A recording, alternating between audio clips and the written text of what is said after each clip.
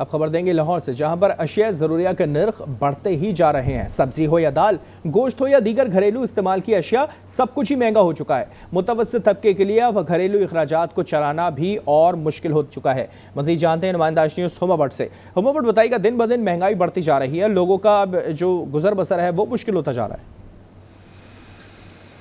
बिल्कुल ऐसे ही है, लोगों का गुजर बसर काफ़ी ज़्यादा मुश्किल होता जा रहा है। वो इस वजह से क्योंकि एक तो गवर्नमेंट की तरफ से तो दावे किए जा रहे हैं कि महंगाई में कमी हुई है और जो अशिया ज़रूरिया के नेट जो है वो कम हुए हैं, लेकिन अगर आप मार्केट में निकलें तो आपको कोई भी चीज़ जो है वो सस्ती नहीं मिलती, हर चीज़ महंगी हो जाती है।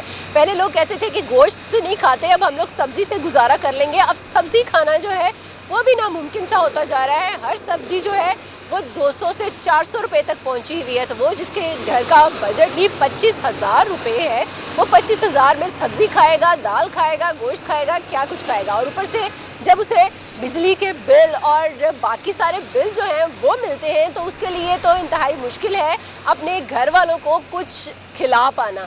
सो ऐसी सूरत हाल में अगर हम लोग गोश्त का भी जिक्र करें तो चिकन की कीमत जो है वो भी इस वक्त, क्योंकि आम मुतवस्सित तबका जो है वो चिकन ही अफोर्ड कर सकता है, उसके लिए बकरे का गोश्त खाना या फिर जो गाय का गोश्त खाना है वो नामुमकिन है।